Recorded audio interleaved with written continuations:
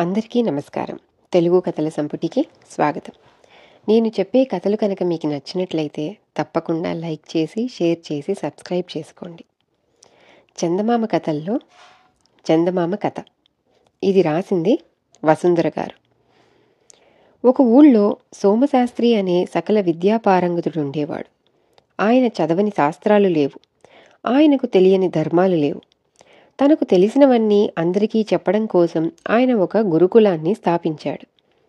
సోమశాస్త్రి పేరు ప్రఖ్యాతలు విని ఎందరో విద్యార్థులు గురుకులానికి రాసాగారు. కానీ దురదృష్టమేమిటంటే ఆయన ఏమి చెప్పినా శిష్యులకు అర్థమయ్యేది కాదు. ఇందువల్ల క్రమంగా గురుకులానికి వచ్చే శిష్యుల సంఖ్య బాగా తగ్గిపోయింది. ఇలా ఉండగా ఆ ఊరికి సుశాంతుడనే నడివయసు వాడొకడొచ్చాడు. ఆయనకు నా అన్నవారెవ్వరూ లేరు. ఉన్న ఊళ్ళో ఆస్తి అంతా అగ్గికి ఆహుతి కాగా పూలమ్మిన చోట కట్టెలమ్మడం ఇష్టం లేక ఈ ఊరు చేరి ఒక ధనికుడి ఇంటికి వెళ్ళి తన కథ చెప్పుకున్నాడు.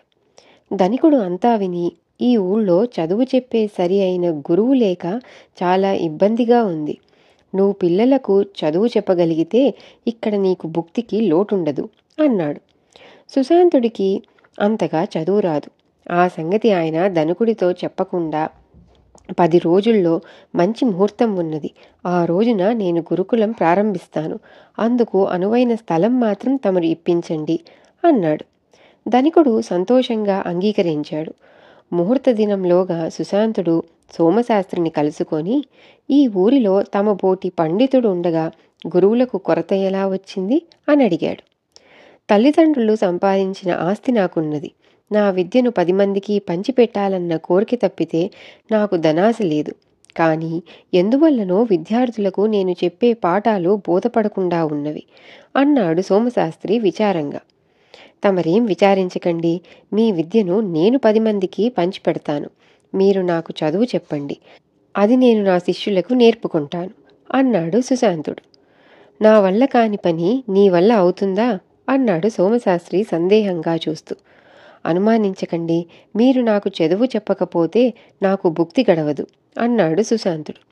సోమశాస్త్రి మారు మాట్లాడకుండా సుశాంతుడికి చదువు చెప్పడానికి ఒప్పుకున్నాడు. 10 రోజుల్లోనే సుశాంతుడు సోమశాస్త్రి వద్ద కొంత నేర్చుకొని గురుకులం ప్రారంభించాడు. సుశాంతుడి అవగాహన గొప్పది. ఆయన సోమశాస్త్రి చెప్పే ప్రతి విషయాన్ని చక్కగా ఆకళింపు చేసుకొని దాన్నే చక్కని రూపంలో చిన్నపిల్లలకు అర్థమయ్యే విధంగా చెప్పేవాడు. సుశాంతుడి బోధనా పద్ధతి పిల్లలకు చక్కగా సరిపడింది. ఎంతో క్లిష్టతరమైన శాస్త్రాలను కూడా పిల్లలు అర్థం చేసుకోసాగారు. ప్రతిరోజు సుశాంతుడు సోమశాస్త్రి వద్దకు వెళ్ళి చదువు నేర్చుకునేవాడు. తను తెలుసుకున్న విషయాలన్నీ కథలుగా మార్చి పిల్లలకు చెప్పేవాడు. క్రమంగా సుశాంతుడికి శిష్యులు పెరిగారు.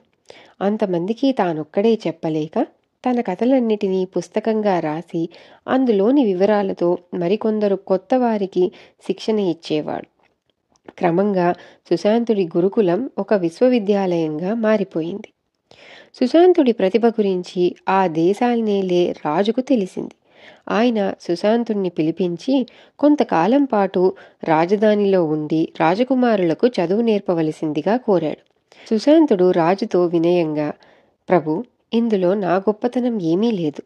సోమశాస్త్రి అనే మహా విద్వాంసుడి వద్ద నేను ప్రతిరోజు శుశ్రూష చేసి కొంచెం కొంచెంగా చదువు నేర్చుకొని చిన్నపిల్లల కోసం ఆ నేర్చుకున్న దాన్ని మార్చి రాస్తున్నాను. నేనింకా నేర్చుకోవలసినదెంతో ఉన్నది. తమరు దయ ఉంచి రాజకుమారులను విద్యాలయానికి పంపిస్తే అక్కడ ఉన్న ఇతర విద్యార్థులతో పాటు నాకు ఎంతో మేలు చేసిన వారవుతారు అన్నాడు.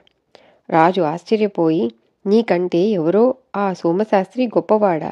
అదే నిజమైతే ఆ సోమశాస్త్రే విద్యాలయాన్ని నడపవచ్చు కదా అన్నాడు. ప్రభు, మీకు తెలియందేమున్నది? ఈ సృష్టికి శక్తినిస్తున్న సూర్యుణ్ణి మనం కళ్ళు తెరిచి చూడగలమా? మనం చూడలేనంత మాత్రాన సూర్యుడి శక్తి అబద్ధమవుతుందా? సోమశాస్త్రి సూర్యభగవానుడు ప్రభు. నా బోటి వాళ్లకు శక్తి ఆయన నుంచే లభిస్తున్నది అన్నాడు సుశాంతుడు. రాజు వెంటనే సోమశాస్త్రి సూర్యభగవానుడైతే తేరిచూడ ఆసఖ్యమైన ఆ తేజాన్ని వెన్నెలగా మార్చి మనుషులపై కురిపించే చందమామవు నువ్వు అని అప్పటికప్పుడే తన కుమారులను సుశాంతుడి వెంట విద్యాలయానికి పంపాడు. ఆనాటి నుంచి సుశాంతుడికి చందమామ అన్న కొత్త పేరు కూడా వచ్చింది. అంతేకాక కష్టమైన విషయాన్ని పిల్లలకు సులభ శైలిలో చెప్పగలిగే వాళ్ళను చందమామ అని పిలిచే సంప్రదాయం కూడా అప్పుడే ఏర్పడింది. ఇది కథ. తిరిగి ఇంకో చందమామ కథతో మళ్ళీ కలుసుకుందాం. అంతవరకు సెలవు.